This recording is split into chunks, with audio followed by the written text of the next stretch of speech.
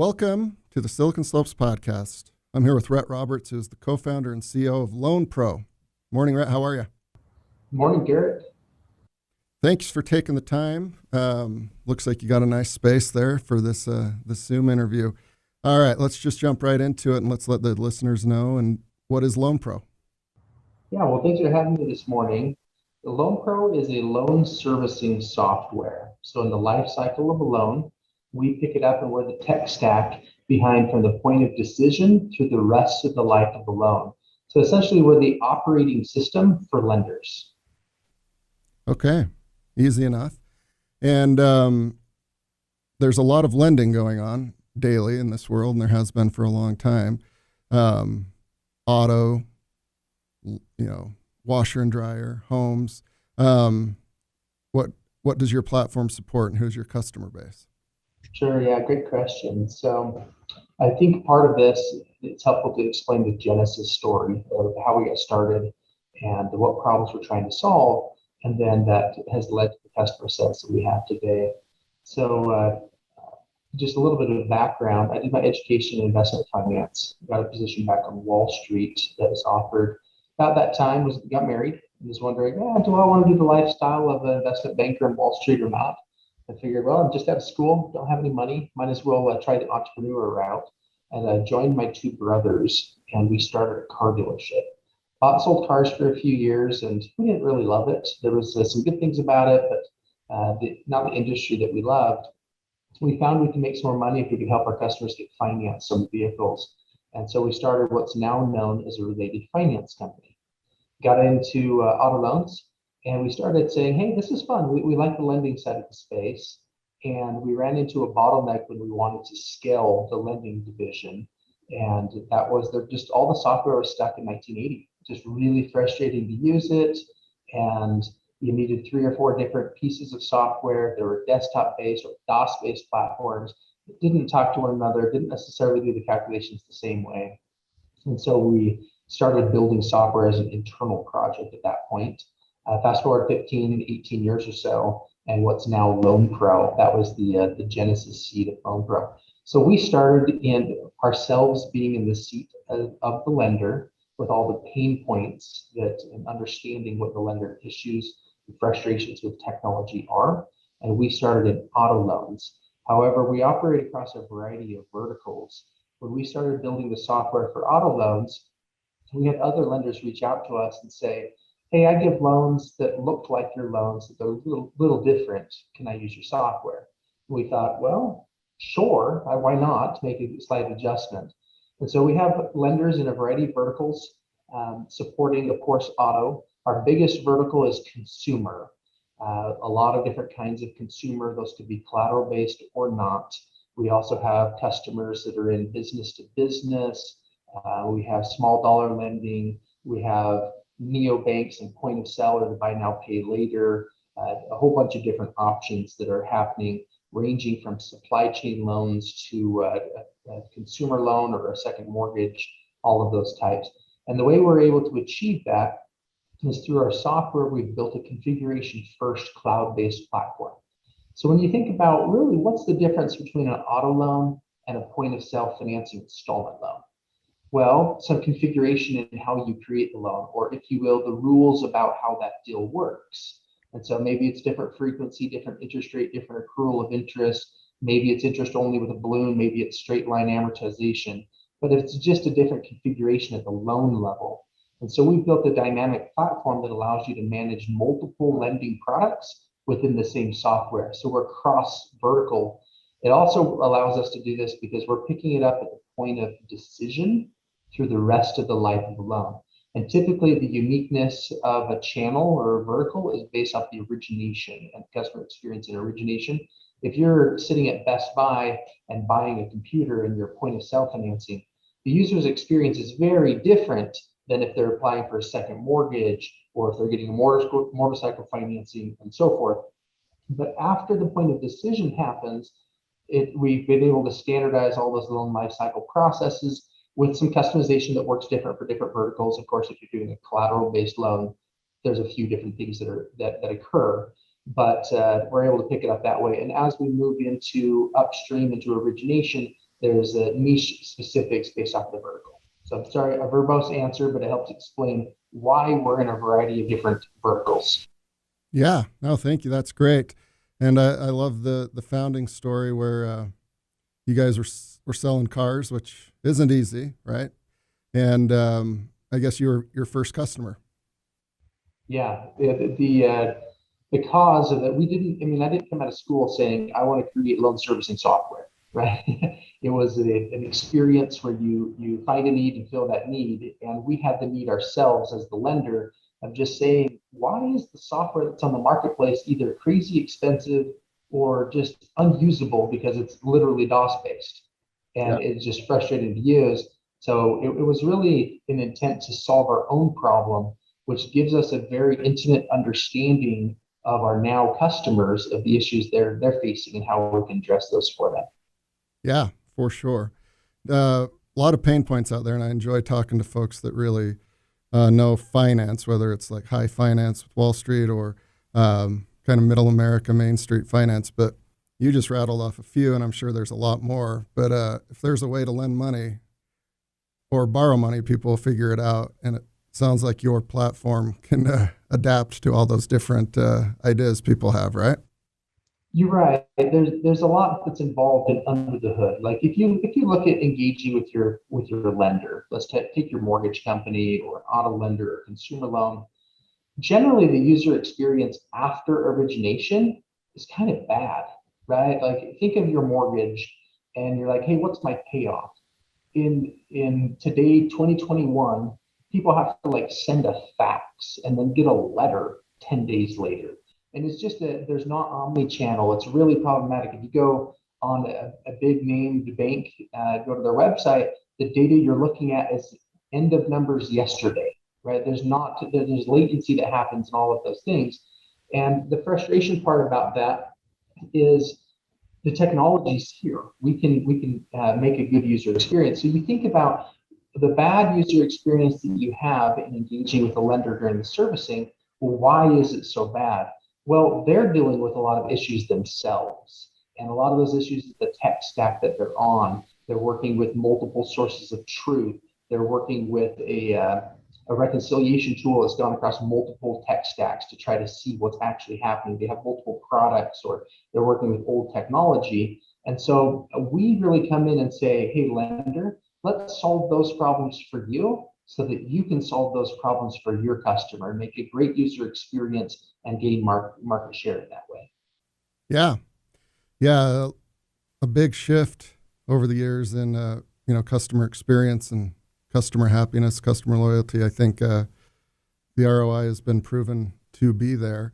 And it sounds like you guys are having fun building this product and various iterations of it and solving these problems. So you guys kind of validated amongst yourselves, and then others kind of caught interest. What was it like getting those first customers?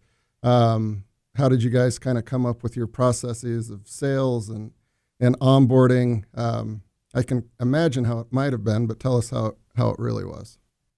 Sure. So as you imagine, starting a business is kind of scary, right? There's a lot of moving parts that's involved with it. There's a fair amount of risk, a fair amount of unknown, especially when you're starting a business completely bootstrapped. And you jump in and you have an idea and you believe in your idea, but there's the extent of the unknowables or the unknown. And when you're early on in the process, there's also the concept of you don't know what you don't know, and it creates quite this a conundrum for you. But our experience, since we were our own first customer, meaning we were a lending company building an internal product, we understood what we were trying to solve really well. And so we were solving that first for ourselves. And then we had other lenders reach out to us and say, hey, I'm having this problem. What'd you guys do? We said, oh, we had the same problem. We chose to build software. And they're almost universally, their response was, I don't want to build software. I'm a lender. Can I use yours? And at that point, we thought, well, I've sunk a huge amount of money into this project. Why not? Why don't we go ahead and make some adjustments, make it multi-tenanted and as subscription model based? And so the customers were really coming to us before we were planning to productize this software product. And that's where we had interest at first. In year one, we had 7 customers. Then we were 30 by the end of year 2. And it's grown significantly. This has been almost a 15-year journey through the various entities and processes we've done. And we're about 700 customers across the US and Canada. Yeah, that's smart. And looking back on it, that's a great playbook. But when you were probably in the thick of it, it was probably less fun. Yeah, as an entrepreneur, and you interview many of them, there's a number of really challenging years, and as you start making more money, the challenges are just different. I don't know that they're harder or easier. They're certainly different. But yeah, we certainly had those very lean years where I've got 4 kids, been married for 17 years, and for a very long time. My wife was almost never saw me, right? I was gone by 5:30, 6 o'clock in the morning, home after 10 p.m. 2 little kids at home, basically a single mom, and we didn't make any money either, right? There's a number of years where I brought home $1,000 a month, and those are challenging, where you do that internal retrospective and think, hey, do I believe in what I'm doing, right? I had a great offer to go work on Wall Street, make a ton of money, and instead I turned it down and worked for free for a number of years. And when you're in those years, it is challenging. But in the long run, do you believe in your idea? Do you believe in your team, believe in yourself and your ability to execute on your idea? Yeah. Yeah, and it's pretty clear that you guys do. And talking a little bit more about your team, you mentioned brothers, but you're fairly close knit and have been together in this fight from the beginning, right? How did you guys kind of figure out relationships and roles and kind of divide up responsibilities? And with brothers, it's maybe even trickier, possibly easier, but you've got egos and a lot to factor in. How did that all come together for you and your team? Yeah, good question. So I do work with 2 of my brothers. 3 of us are co-founders together and equal equity partners in the business as well. That makes it pretty nice on us being able to work out those details. We have divided areas of responsibility. So I oversee our management team, typically the back office, so administration back office, and product. My brother Lloyd oversees revenue. It's going to be sales, brand, marketing, and everything that brings dollars in the door. And Ben oversees the operations. So in the software business here, that's overseeing onboarding and customer success, policy and process, audit, certifications, help materials, and so forth, those kinds of things. But then we have a broader team. So in the fintech space, especially the tech side of it, there's a lot of turnover that happens. So if you go to Silicon Valley, you're finding that in our particular vertical, you're having between 18 and 22 months is the average turnover for development skill sets. You're hiring a high-end engineer. They're only there long enough to figure out what they're doing until they move on to the next gig. And that's obviously a huge problem. That's an issue. It's challenging for each engineer that's in their career to have that turnover, but it's also equally challenging for the business because there's a real churn that happens in the culture and problems of actually moving a project that you're doing all the way to being shipped and maintained. By the time you develop something, the team that's maintaining it isn't anybody who built it, right? It's a real problem to do that. So we kind of looked at that and said, we don't want those problems. So what do we do to build a team that are really satisfied with the company culture and they're satisfied with what we're doing? And so in every interview that we do, and our team's growing quickly, we're at the end of the year, we'll be about 110 people. We're about 87 people today. And we've operated from a distributed model. We have an office here in Farmington, Utah for our headquarters, and then we have a distributed model. Many of our developers are in Mexico. It's not really a near shore. We view them as core team members. They just happen to be where we found some, but we have most of our teams here in Utah and then some of our teams in Mexico. And we talk about compensation, have a very strict policy and process of making sure we don't have any company politics. Operating from a distributed model way prior to COVID, things can get misinterpreted if you're slacking your communications. So you got to make sure you can check that ego at the door. We're here to have solutions and to directly address the truth of what's happening. And if you can do that, you can get to the solution pretty quick. But we talked about 5 ways of compensation. So money, everybody wants money. That's great. So we pay competitively, and we try to pay ahead of what they'll become, right? But then there's people. Just work with awesome people. You often are spending more hours with the people you work with than your family. So you want to like them as much as you like your family, right? And so you want to have cool people you work with. And the third, I spend a huge portion of my time doing is providing visibility of the entire process to our team. So in a lot of organizations, individuals hoard information to make themselves valuable, and that creates a lot of politicking that happens within our organization. We do a lot of efforts to make sure we're disseminating that information, providing visibility of the process. If your job is to be a certain step in a widget making process, then it's very, very helpful for you to understand and know what's upstream and downstream from you and the impact that you make in that process, because you're probably going to have a really good idea of things you can do to optimize that. And so this really leads into a core thing that we really say every single day is we let the best idea win, regardless of the person's title who says the idea. We want the best idea to win. And in practice, your troops or boots on the ground are going to have those best ideas. They see how it works. They see implementation and details. They're going to have feedback for that. So it's important for them to have visibility of the entire process. Fourth is we call intellectually challenged. And in an interview, this is always one that gets a chuckle from people, but I very, very just directly say, I don't want you to already know how to do everything I'm going to ask you to do. If you did, very short order, you're going to be bored. And it's not going to be fun for you anymore. It's not going to be interesting. I want you to know how to learn things and to find out how to do new things. But we want to provide intellectual stimulation and opportunity for growth, to learn and to have very different challenges every single day. If it becomes monotonous, it's boring, it's not fun anymore, they move on to the next gig, whatever it might be. And then the final one is we provide meaningful work. It's not just cliche, but we're not an idea where we've raised a bunch of money, we're burning it as fast as we can to see if there is a market. We have real customers in the real world. We're a profitable business as it is.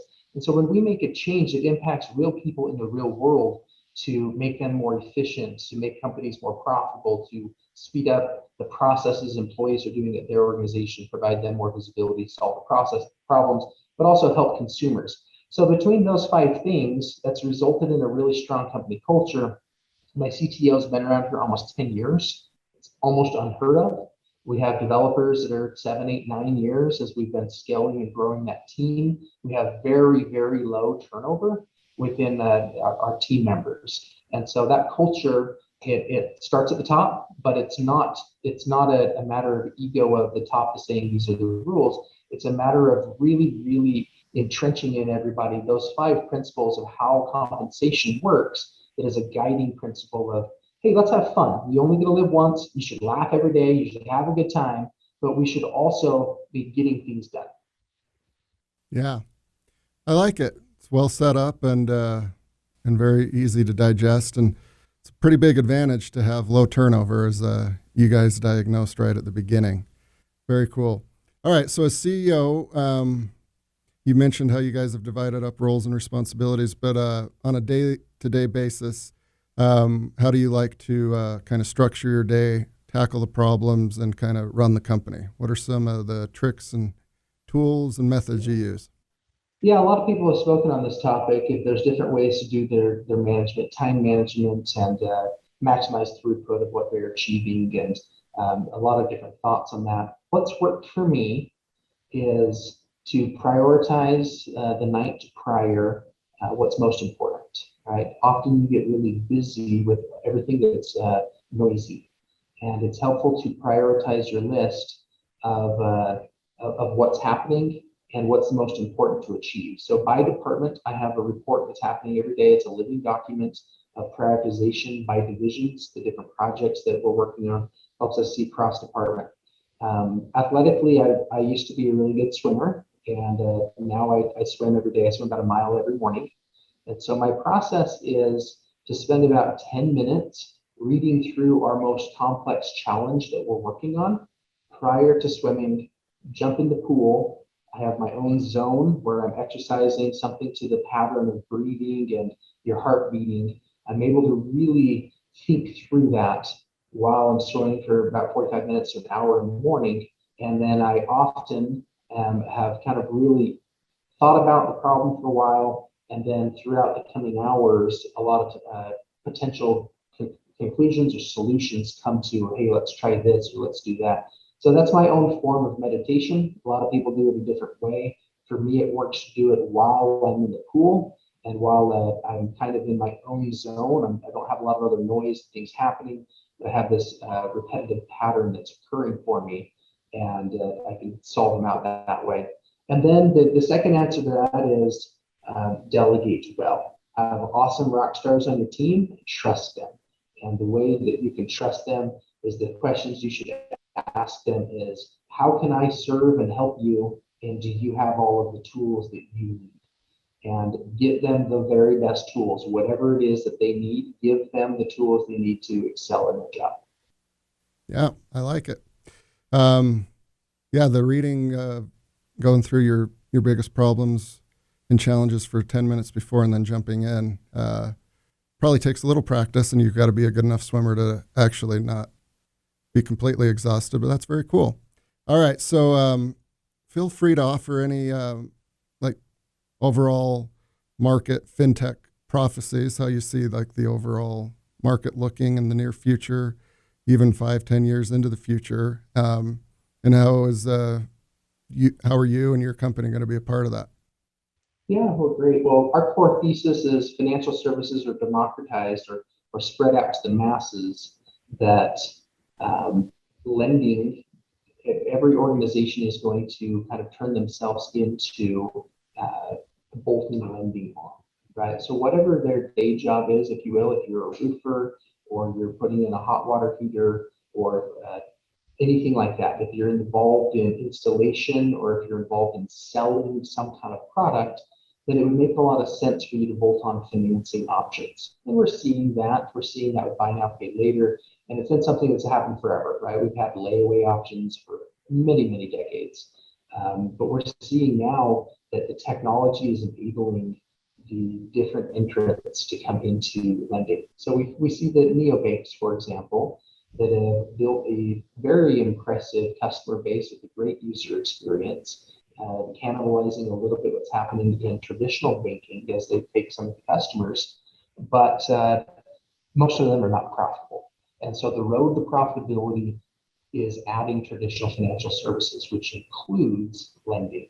So we've positioned ourselves to be the corner of the universe, to be the infrastructure to support lenders. We want to make it as easy for someone to get into lending as it is for someone to sign up for merchant services. Just make it really plug and play on the regulatory side, the compliance side of things, but also the tech stack and all of the different seats that you need at the table to become a lender. We want to provide the infrastructure, the tools to support that. That's kind of how we positioned ourselves as we see what's happening in the ecosystem. We see a lot of interesting folks jumping into the space of fintech or lending, and they're coming at it from different verticals. Fintech, the way we look at it, is divided into three sections. In the early days, a large portion, about half of the companies that would identify as fintech were involved in some way of additional view or access to data to better guess or to better price a financial instrument. So if I have a new way to learn something unique about you by looking into your bank account or seeing your social profile or some other way, I can do a better guess to price a loan and get more efficient terms for consumers. The next subset are involved in actually providing products to customers. So these are going to be folks that are in the wealth management side or your transactions like Robinhood and those kind. They've had a lot of success. We've come at it from the third tranche or the third type, which is the software infrastructure to support them. So it's the old play of selling picks and shovels to all the gold miners. We're the infrastructure to support. So we're not betting on one jurisdiction or regulatory compliance side of things or one specific vertical. We're providing the platform for lending for all of those verticals to be able to succeed. Very cool. Well, I can tell that you've enjoyed the journey and that you're still very much enjoying where you guys are as a team and a company on the journey. And it's always fun to have entrepreneurs that are enjoying it, right? So congrats to you and your team on the growth and for solving a lot of these challenges over the years and for your support of Silicon Slopes, and appreciate you being on the podcast today, and we'll look forward to having you on again in the future years and for your continued success. So thank you, Rhett. Cool. Thanks, Garrett. Appreciate it. Appreciate being part of the Silicon Slopes ecosystem here. Utah's a great place to do business. A lot of great people, great climate for businesses, but it's just a great place to be. So thanks for what you guys are doing here in our ecosystem, and happy to connect. Cool. Thank you, Rhett. See ya. Thanks. See ya.